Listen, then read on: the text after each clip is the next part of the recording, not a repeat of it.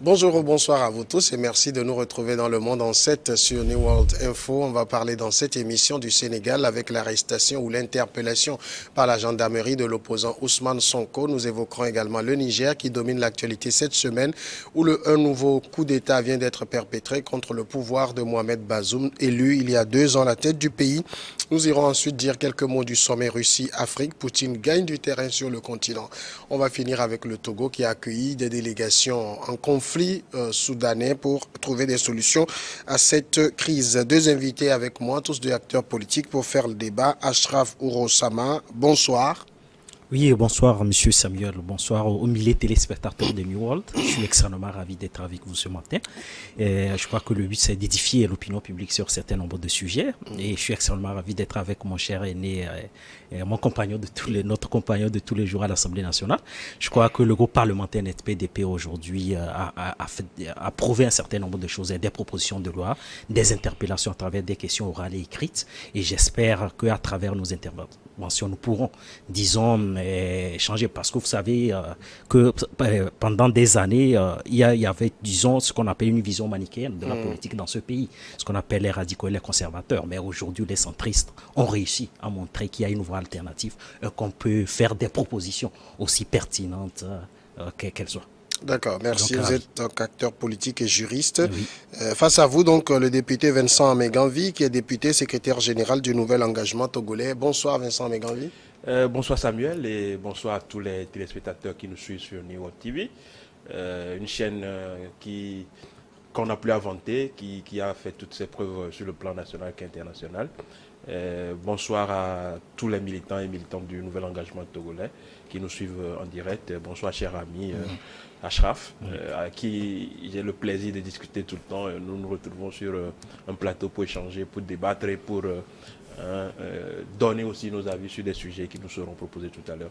Merci Samuel. Alors quand vous écoutez Ashraf Ourosama jeter des fleurs au centrisme pour le renouveau que vous avez apporté dans la politique, est-ce que c'est pas un peu chauviniste de dire qu'on a très bien fait? Ben, c'est vrai qu'on ne peut pas danser, s'apprécier, mais les informations que nous avons, tout ce que nous entendons ici et là, les apports des uns et des autres, et le travail que nous-mêmes nous faisons, ça prouve à suffisance que nous avons fait beaucoup de choses. Nous ne disons pas que nous avons tout fait, hein. On n'est pas en train de dire qu'on est dans un monde parfait, mais nous essayons de faire la politique autrement, justement, c'est notre devise, faire la politique autrement, apporter des solutions, critiquer, mais apporter aussi des approches de solutions à la critique. On ne dit pas que tout est mauvais, on ne dit pas que tout est bon. Et quand c'est bon, on assume de le dire que c'est bon. Et quand c'est mauvais aussi, on assume de le dire que c'est mauvais. C'est ça la vision que nous apportons. J'écoutais un peu également le député Sénat Alipu de l'Union des forces de changement. Enfin, je lisais, qui disait récemment que pendant 5 ans, le peuple n'a pas été violé. Il n'y a pas eu de violence exercée sur le peuple. Je pense que c'est le président par intérim du parti de Monsieur Olympio qui lui a répondu en lui disant que pendant 5 ans, il y a eu des manifestations interdites. Pendant 5 ans, il y a eu des arguments fallacieux qui ont été inventés pour priver les Togolais de droit, de l'exercice de leurs droits. Tout cela, pour lui, ça vient teinter en noir le bilan que vous vantez aujourd'hui. Non, mais tout dépend de la perception des uns et des autres. Je crois que tout le monde a le droit de donner son avis. Mais ce qu'il faut savoir, c'est que aujourd'hui, ce n'est pas, déjà pour commencer, ce n'est pas du chauvinisme, ce n'est pas de l'autoglorification. On peut dresser un bilan dénué de toute flagornerie. Donc aujourd'hui, je crois que le NET-PDP a fait ses preuves. Maintenant, par rapport, je crois que des critiques constructives sont très très importantes pour la démocratie. Je prends un cas par exemple. Quand je prends l'ordonnance présentée par exemple par Madame Dobé, lorsque le gouvernement demandait la présentation du cadre Covid par exemple, subordonnant cela aux prestations de services publics. On a eu le NET-PDP par exemple qui a saisi la Cour constitutionnelle, qui a demandé la censure censure de certains nombres de dispositions de ces ordonnances-là. Et ces ordonnances-là ont été censurées. Nous, la liberté, nous avons une constitution profondément libérale. Et je crois que nous défendons au quotidien les vertus de ces constitutions. Maintenant, par rapport à la loi Bojona, c'est-à-dire la loi portant sur la liberté de manifestation, je crois que c'est une loi quand même qui est assez très claire. On sait très bien que pour organiser des manifestations, cela doit être soumis à l'autorisation de l'autorité administrative. Maintenant, parlant disons, des arguments fallacieux, vous savez, l'autorité administrative a une prérogative d'appréciation souveraine pour autoriser ou interdire une manifestation. Je crois que nous avons des autorités déconcentrées, je veux parler des préfets sur l'ensemble du territoire, qui apprécient et qui donnent une suite favorable ou défavorable. Je crois que rentrer dans la polémique, pour moi, c'est contre-productif. Mais je crois que les Togolais continueront toujours à bénéficier de leur liberté, de leurs droits pour le devenir de notre pays. Alors, dans tous les cas, la mandature est en train d'arriver à terme et on aura bientôt l'occasion de commencer par faire le bilan des actions en vue des prochaines élections. On passe à notre premier sujet, le Sénégal, qui s'invite à nouveau dans l'actualité avec cette interpellation de l'opposant Ousmane Sonko. Il a été interpellé vendredi après-midi devant son domicile. Le dirigeant du PASTEF, déjà condamné à 2 ans de prison ferme pour corruption de la jeunesse, a cette fois été mise en garde à vue pour vol de téléphone portable. Et oui, vous avez bien entendu, vol de téléphone portable et appel à l'insurrection. C'est ce que le parquet de Dakar a précisé. Les avocats d'Ousmane Sonko dénoncent une accusation ridicule. Vincent Mengambi, est-ce que le mot vous paraît fort ou bien c'est le mot qui qualifie cette situation assez ubuesque? Ça me fait rire aussi au plateau. Vol de téléphone, c'est quelqu'un comme Ousmane Sonko, l'accusé de vol de téléphone. Pour un État qui accuse, c'est assez léger. Pour moi, c'est assez léger. Par contre, appel à l'insurrection, oui, on a tous lu son message juste après l'altercation avec la gendarme. Oui. C'est vrai que il a dit avant son arrestation, il a fait une publication où il disait que oui, à la suite de quand il revenait de la mosquée, après la prière, il y a eu une gendarme qui était en train de le filmer ouais. Et il lui a demandé d'effacer la photo, de s'identifier, d'effacer la photo, ce que la personne refusait de faire, donc il a retiré. Donc lui-même, il avait déjà dit ce qui s'était passé. Et après, selon le procureur, le gendarme en question avait son véhicule qui était en panne et était là-bas. Donc lui, il est venu retirer son téléphone et puis le téléphone. Donc, vous savez, quand on veut tuer son chien, on l'accuse de rage. Hein, c'est tout simplement ça. Parce que c'est vrai que Sonko n'avait pas aussi le droit d'arracher le téléphone. Hein. Quelqu'un qui vous filme, vous portez plainte contre la personne. Vous n'avez pas à faire violence sur la personne ou bien à faire de l'altercation avec la personne. Maintenant, nous ne sommes pas là-bas pour voir réellement ce qui était passé en ce moment-là. Mais accuser quelqu'un quelqu'un comme Sonko de vol de téléphone, c'est très bas, c'est faire preuve de légèreté.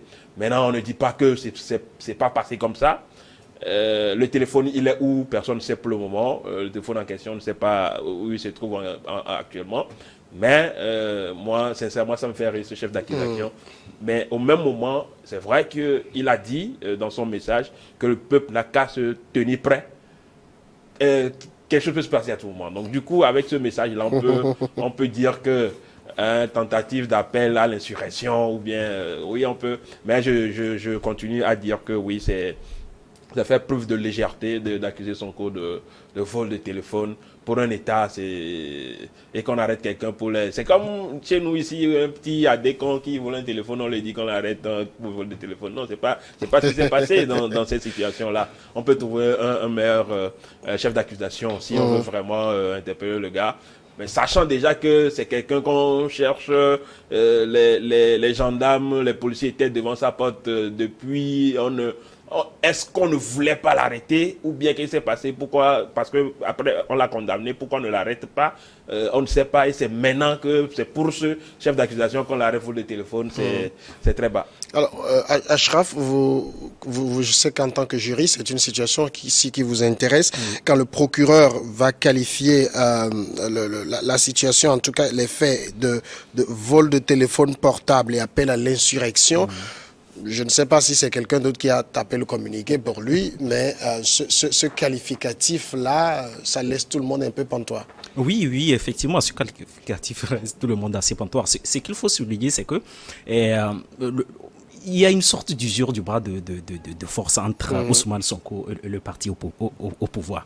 Mais souvenez-vous, moi, je me suis toujours interrogé la question de savoir, parce que lorsqu'il y a une sentence juridictionnelle contre quelqu'un qui a été condamné à accoutumance, je crois que la puissance publique doit pouvoir utiliser tous les procédés possibles pour interpeller la personne. Et depuis le 1er juin jusqu'à aujourd'hui, ça fait à peine 2 mois, Ousmane Sonko n'a pas été interpellé, il est toujours assiégé à son domicile. Donc je crois qu'aujourd'hui, le gouvernement est, disons, est pris par son propre piège. C'est-à-dire que le procureur de la République, qui a, disons, ce qu'on appelle la légalité, l'opportunité des poursuites en droit, il peut apprécier ou poursuivre ou ne pas poursuivre.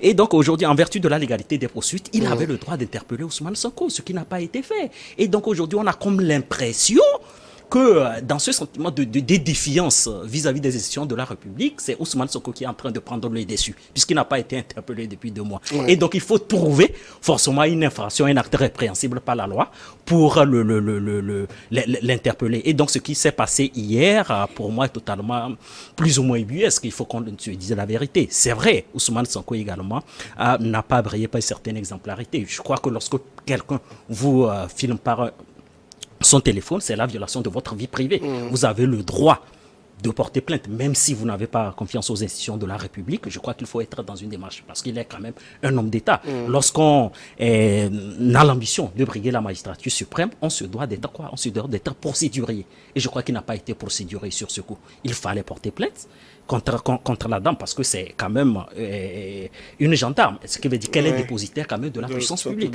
Et quand on est dépositaire quand même de la puissance publique, on se doit quand même d'être exemplaire. Et donc la dame là saurait peut-être être conduite devant le conseil de discipline ou devant la justice. Donc aujourd'hui, il fallait trouver, disons, une infraction parallèle à la sentence juridictionnelle. Vous savez qu'il a été condamné le 1er juin pour corruption à la jeunesse. Et nous savons très bien que le réquisitoire du ministère public a été beaucoup plus sanglant, beaucoup plus sévère. Mais finalement, c'est l'infraction corruption à la jeunesse qui a été retenue. Il a été condamné 2 ans ferme et non pas avec sursis. Donc, ce qui veut dire que l'État devrait quand même l'emprisonner. Donc, aujourd'hui, je crois que le procureur a profité de cet incident-là pour interpeller Ousmane Sonko. Mais maintenant, moi, ce que j'ai toujours reproché à Ousmane Sonko depuis le début, je crois que c'est le point d'achoppement avec les pro-Sonko. J'estime que lorsqu'on est un homme d'État, on se doit quand même de répondre quand même aux convocations de la justice. Certes, même c'est vrai qu'il a toujours brandi l'argument qu'il craint toujours, disons, peut-être éventuellement une atteinte à sa vie privée et un certain nombre de choses. Mais lorsqu'on a l'ambition de diriger un pays, on se doit vraiment de répondre aux convocations de la justice. Il a été condamné à accoutumance, ce qui veut dire du point de vue des dispositions du code électoral, il est inéligible. Maintenant, ce qu'il faut savoir, la décision ne lui a pas été notifiée, il n'a pas été interpellé non plus. Et d'après l'avocat d'Ousmane Sonko, c'est-à-dire que le fait de se livrer à la justice provoque une certaine extinction de la sentence juridictionnelle et ouvre une autre un autoprocès. Donc on voit très bien que c'est une manœuvre judiciaire qui consiste vraiment à le rendre inéligible et à le rendre hors jeu. Quand on sait très bien que certains opposants ont été rétablis, sont entrés dans le jeu maintenant. Je vais parler de Karim Wade. Je crois qu'aujourd'hui, j'ai un désaccord profond avec Macky Sall. On a comme l'impression qu'il veut être le faiseur de roi, celui qui fait et défait. Et donc aujourd'hui, évincer Ousmane Sonko aujourd'hui lui donne le champ libre pour décider qui sera le président de la République dans les prochains mois. Alors justement, cette affaire, on le voit clairement, cette interpellation n'a rien à voir avec sa condamnation à 2 ans de prison. C'est justement ça qui retenait l'attention. Chacun se demandait quand est-ce que Ousmane Sonko allait être interpellé. On s'interrogeait même, est-ce que l'État sénégalais aurait peur d'aller l'interpeller? Oui, je pense que oui, c'est ce que tout le monde, c'est la question que tout le monde se posait. Hein. Est-ce que l'État sénégalais avait peur d'aller chercher Karim Wade et Ousmane Sonko? Non, je ne crois pas. Je ne crois pas, mais le fait est que depuis le 1er juin... Je pense plutôt que c'est pour c'est pour apaiser un peu la situation qui était délétère depuis un moment, hein, depuis que le procès de M. Sonko avait commencé. Le pays était tellement mouvementé, il y avait l'ébullition dans le pays, il y avait de la violence un peu partout.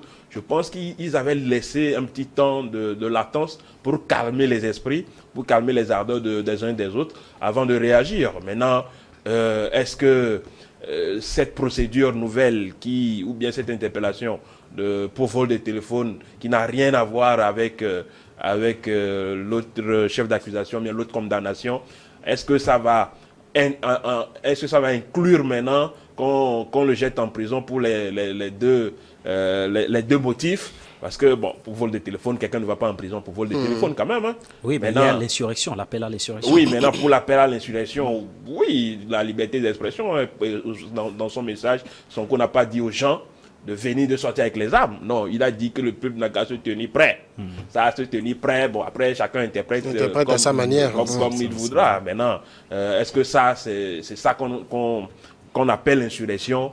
Ou ça, ce sont des interprétations des juristes. Et au moment venu, on a vu là. Mais maintenant, il n'y a même pas encore de procès pour ça. On ne peut pas dire que pour un vol de téléphone, on peut garder quelqu'un. Ou bien, mais je suis sûr qu'il sera relâché dans les jours qui suivent. Hein, parce que si on veut l'emmener en prison, on l'amène directement en prison pour l'autre condamnation. Oui. Maintenant, pour ce fait-là, je pense que c'est plus, pour la question que vous m'avez posée, c'est plus pour calmer un peu l'atmosphère dans le pays que l'État sénégalais n'a pas réagi de sitôt. Mais ça a montré un peu comme si l'État sénégalais avait peur de Sonko. Je ne crois pas, d'autant plus que comment vous appelez, le Macky Sall a annoncé officiellement maintenant qu'il ne va plus se présenter. Il n'a plus peur de rien, il peut avancer parce que la peur était que je fais ça et je me présente, ça donne l'ébullition. C'est moi qui pose problème aujourd'hui dans le pays, c'est mon mandat de plus qu'on ne veut pas. J'ai dit je ne veux pas, maintenant je peux faire appliquer la loi comme je veux, les gens vont me le soutenir, il n'y aura pas de problème parce que les gens qui sortaient pour Ousmane Sonko, c'était pas forcément pour Ousmane Sonko seul, c'était pour ne pas que Macky Sall se représente. Maintenant, vous avez vu hier l'arrestation de Sonko.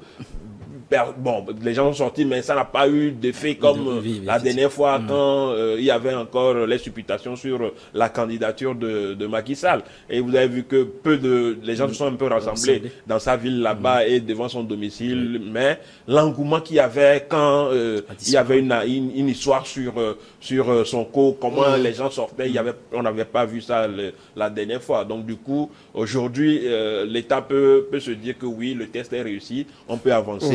C'est un test. Hein, ouais, justement, on a l'impression qu'il fallait trouver quelque chose pour tester ce qui reste de la popularité pour voir à l'étape suivante. Oui, non, au fait, là, la puissance publique n'avait aucune raison de s'affaiblir. Quand on parle de l'État, l'État c'est la force. Hein.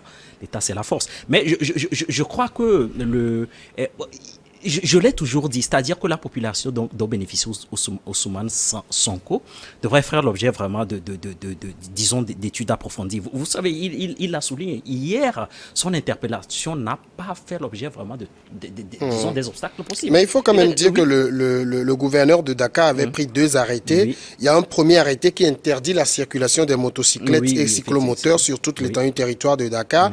Et le deuxième qui interdisait la vente de carburant en vrac. C'était pour éviter éventuellement. Oui, pour éviter, mais vous connaissez la détermination quand même du peuple sénégalais. Ouais. Je ne crois pas que ces arrêtés régionaux-là pouvaient quand même empêcher ces gens-là de sortir. Je crois qu'Ousmane Sonko également n'a pas vraiment fait preuve aussi d'extrême vigilance parce que quand vous lisez, c'est vrai que le communiqué de presse il est quand même assez laconique, mais quand vous lisez entre les lignes, on dit que qu'il s'est quand même rendu coupable dans les déclarations, dans les écrits et sur les supports. Donc, ce qui veut dire que dans les prochains jours, il y a des images, des écrits qui seront retenus contre lui. Aujourd'hui, il a été placé en garde à vue. On sait très bien que le délai légal de la garde à vue, c'est 48 heures. Ouais. Si c'est pendant 2 jours, peut-être que 72 heures autant pour moi, peut-être que le délai de garde à vue fera l'objet d'une prorogation par le procureur de la République. Et après, je crois qu'il sera placé sous mandat de dépôt.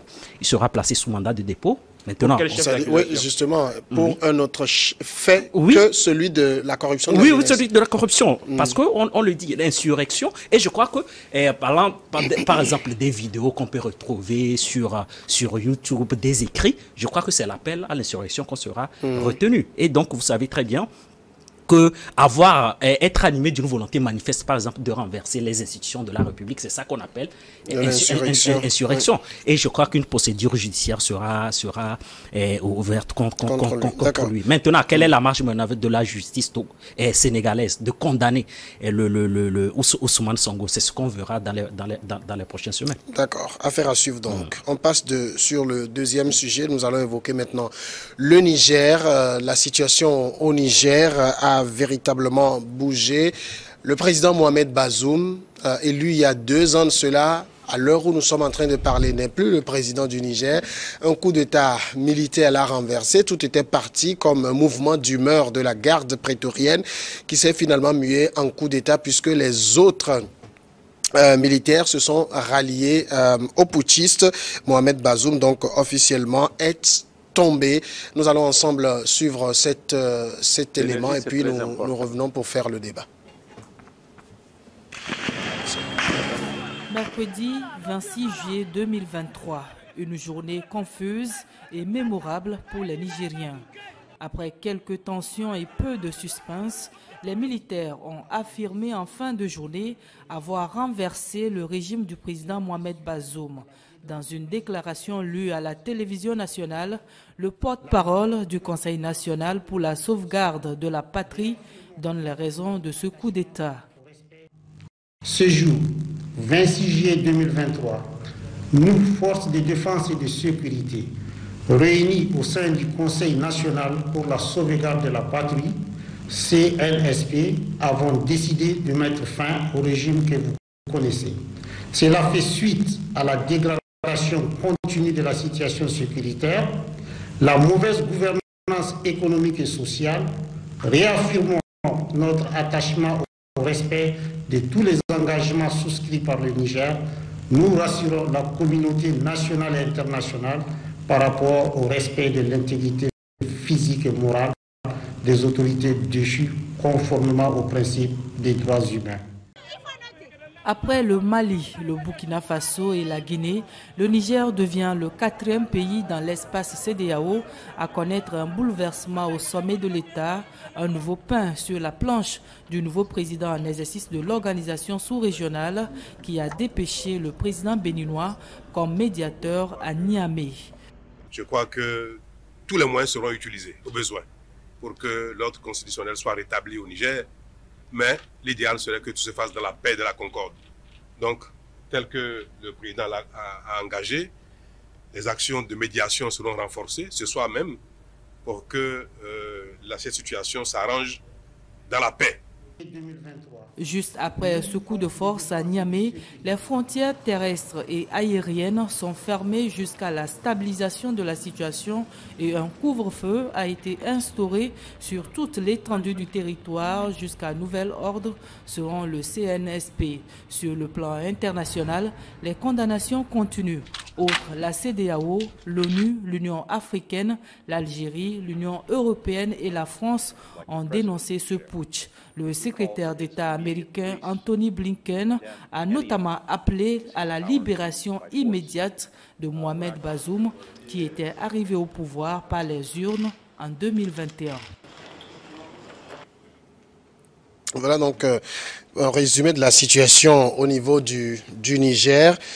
C'est vrai que l'élément parlait de fermeture des frontières, mais avant de passer en émission, je vérifiais, il semblerait, et qu'il reste à confirmer, que les frontières auraient été ouvertes. On confirmera cela, mais Achraf Ourossama, c'est quand même une situation assez incompréhensible parce que on n'avait aucune information de signe avant-coureur. Oui, on n'avait aucune information de signe avant-coureur, mais je crois que lorsqu'on s'intéresse quand même aux questions de géopolitique, on peut comprendre que, disons, tous les pays, disons, du Sahel connaissent vraiment ce mouvement d'humeur. Après le Mali, le Burkina Faso, Aujourd'hui, nous assistons à un coup d'État au Niger. Donc, ce qu'il faut souligner, je crois que c'était quand même prévisible. Quand on sait très bien qu'aujourd'hui, l'opinion publique est quand même assez tranchée sur, disons, la présence de certaines forces occidentales quand même sur les territoires. Et considère bien que Bazoum a eu quand même une posture quand même pro-occidentale quand même ces derniers temps. Un peu trop ostentatoire aussi dans sa posture. Un peu trop. Et il jouait quand même souvent même aux donneurs de leçons.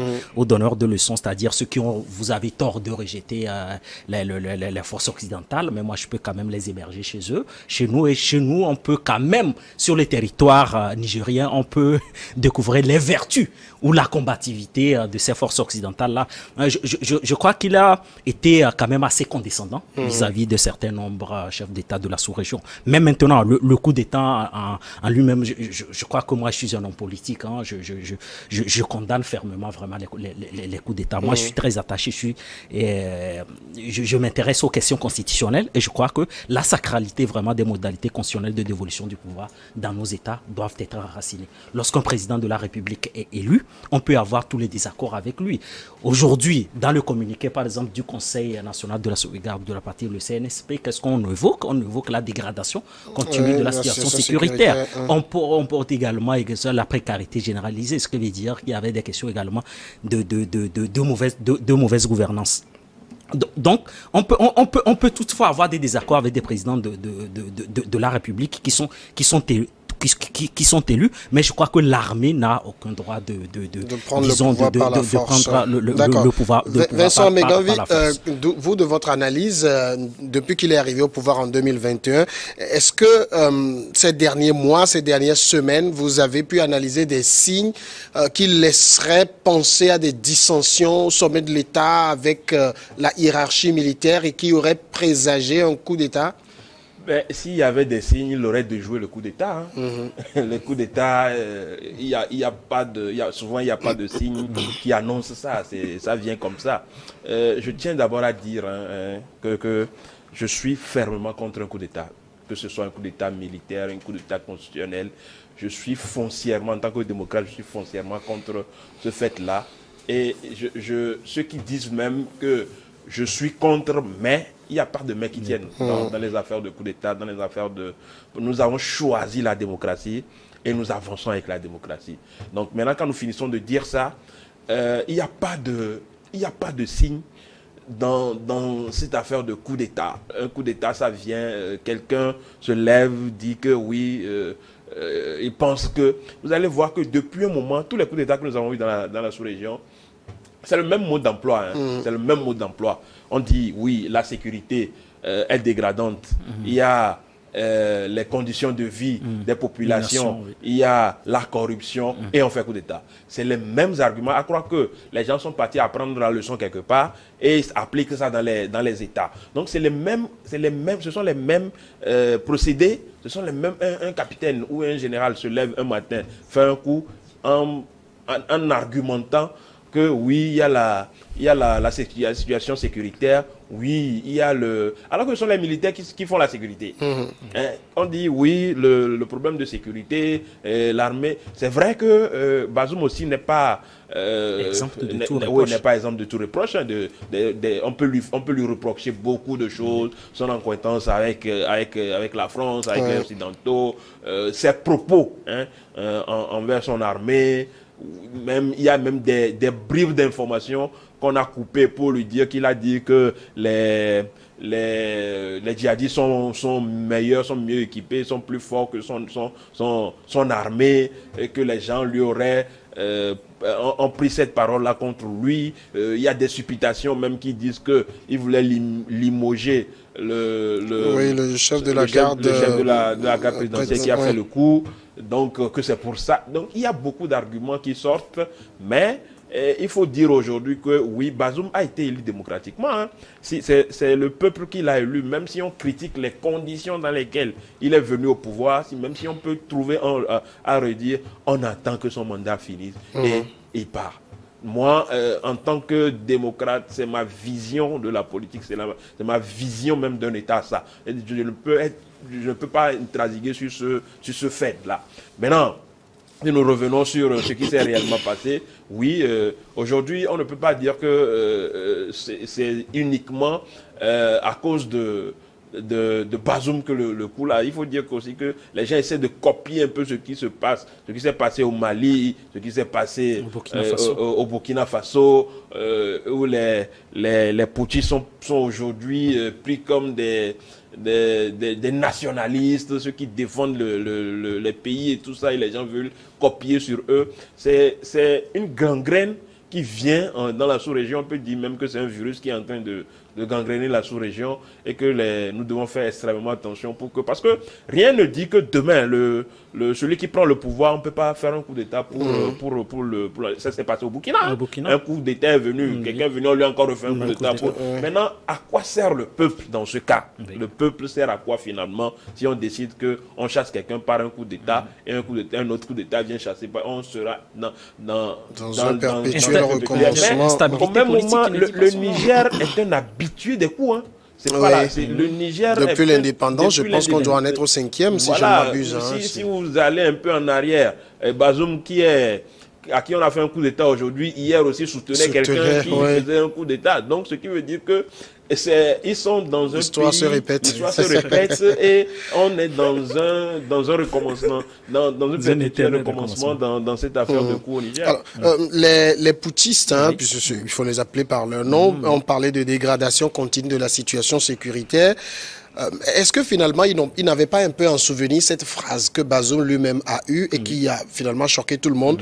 Les djihadistes sont plus forts que nos armées. Lorsqu'un président dit ça, alors que vous avez une armée où des gens meurent au front, où des gens sont engagés, combattent, et que vous faites cet aveu-là, mais vous êtes en train de vous opposer à votre armée-là.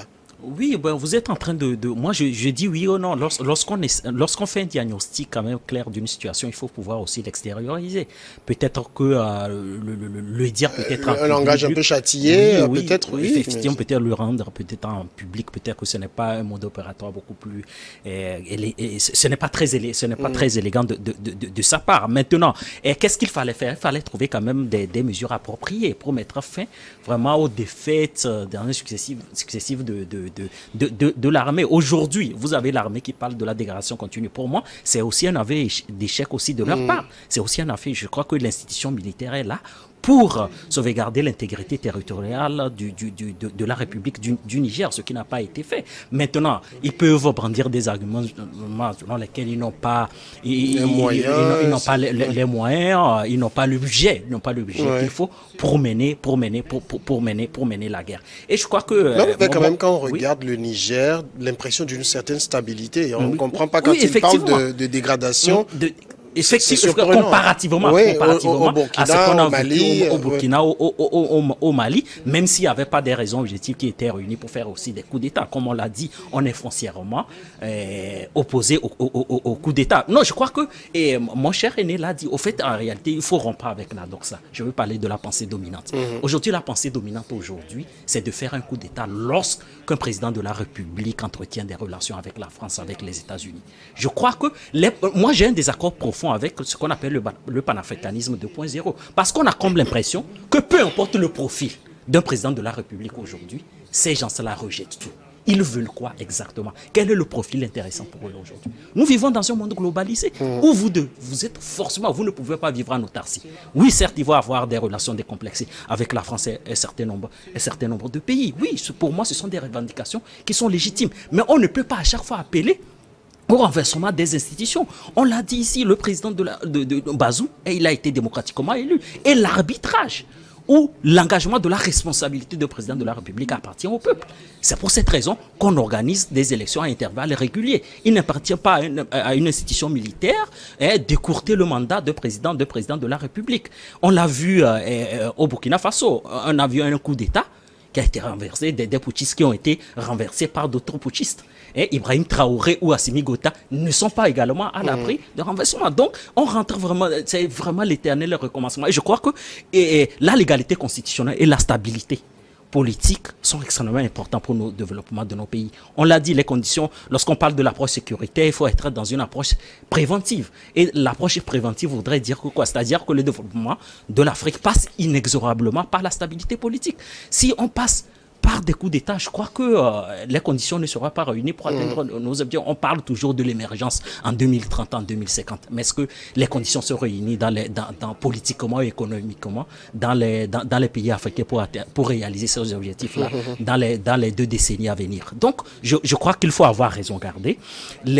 Ceux qui sont à la tête des institutions militaires, ceux qui sont, comment l'appelle-t-on, oui, effectivement, je veux parler des armées respectives de tous ces États-là, ne doivent pas écouter ceux qui vocifèrent à longueur de journée sur les réseaux sociaux. C'est ce que j'ai dit. Il faut rompre avec la doxa, avec la pensée unique qui consiste à renverser les présidents de la République. Je crois que pour moi, c'est une insulte. Et c'est une insulte à la souveraineté populaire. On avait eu l'impression, lorsque le coup d'État avait été perpétré par la garde prétorienne, que les autres éléments de l'armée allaient venir un peu à la rescousse pour rétablir Bazoum.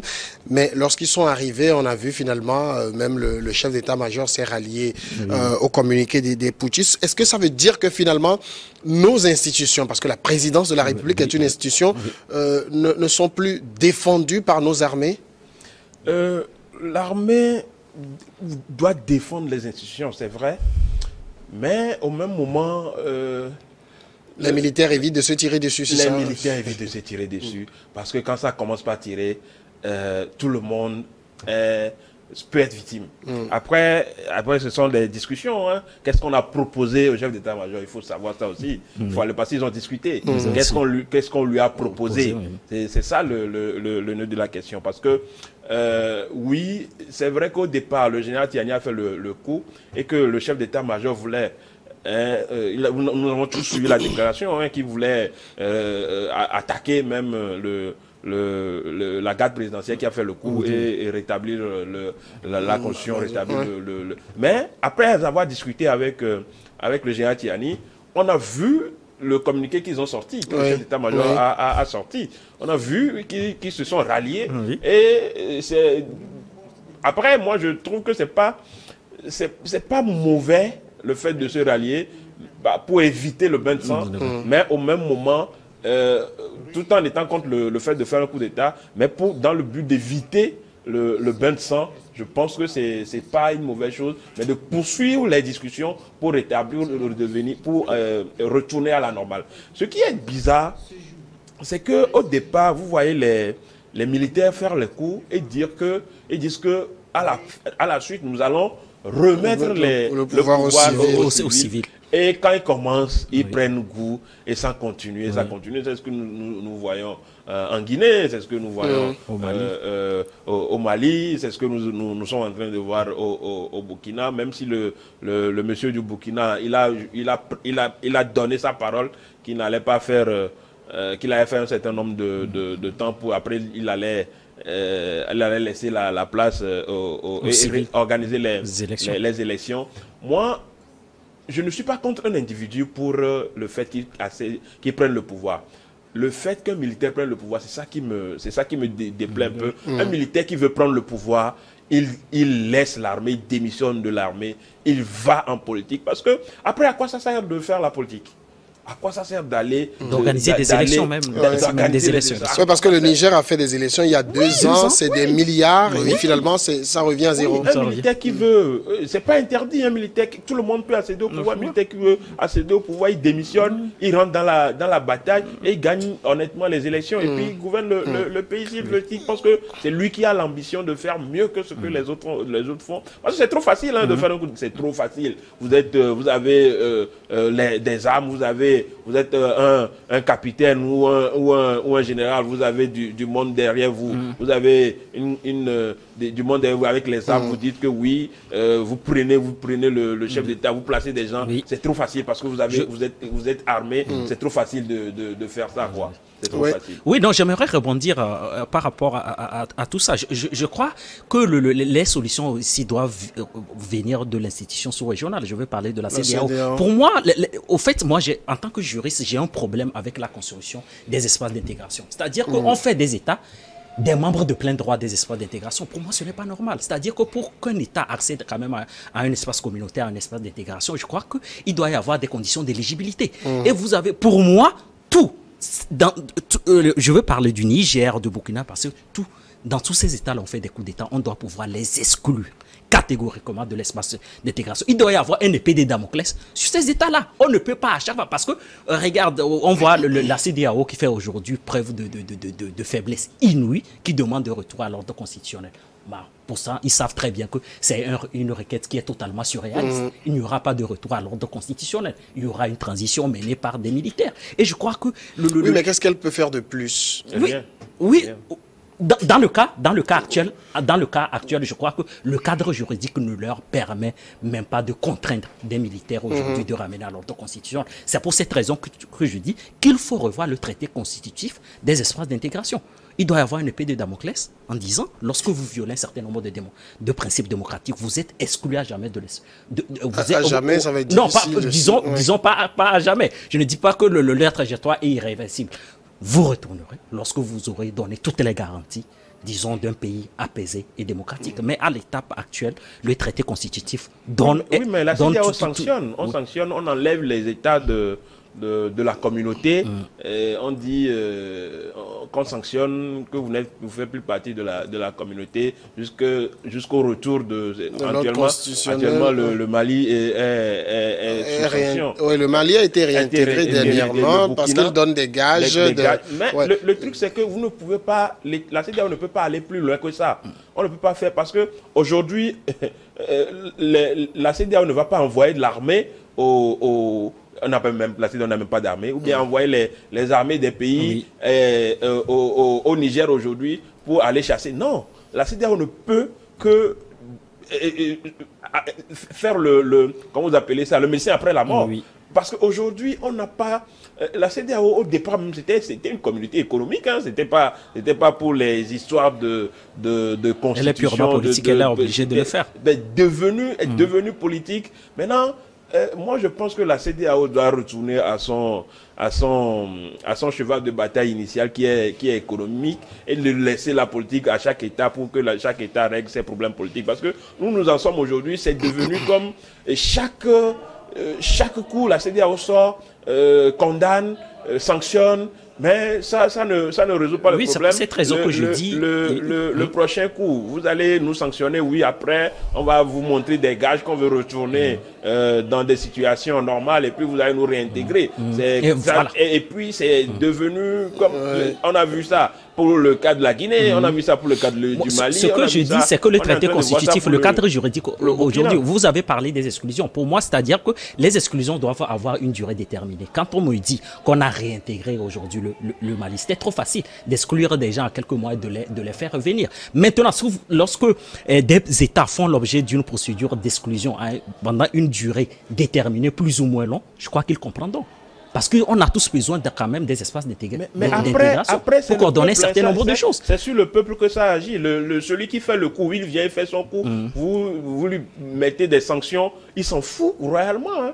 Il s'en fout royalement, il est dans son coin, il gère vous fermez les frontières avec un pays qui a fait un coup. Ce sont les citoyens qui auront des difficultés, c'est sur les populations que ça agit le plus. Le gouvernement, c'est vrai qu'ils auront un peu de difficultés, mais en réalité, la CEDEAO est là pour défendre les peuples. Oui, ça doit être une CEDEAO des peuples. Et si on commence pas à sanctionner des pays avec beaucoup plus